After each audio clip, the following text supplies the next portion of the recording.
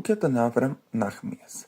Куќата е изградена во 1928 година на местото на претходно разрушена постара куќа и била во сопственост на Аврам Нахмијас, битолчанец со еврејско потекло. Во неа живеел со своето семејство, сопруга и 4 деца.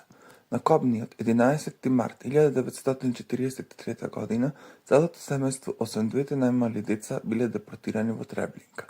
Како се спаселе двете најмали деца, девојче и момче? Во попладневните часови на 10 март 1943 година, децата на Аврам се играле заедно со децата на албанскиот конзул, кој живеел во некој од куќите наоколу. Вечерта, кога Аврам отишел да ги земи децата дома за спиење, албанскиот конзул му рекол: "Децата си играат многу убаво. Остави ги нека преспијат вечерва кај нас." Аврам се согласил и ги оставил таа ноќ да спијат во домот на конзулот. Следното утро, на 11 март, целото семејство било протерано од домот и во целата таа еуфорија никој не забележал дека двете деца фалат.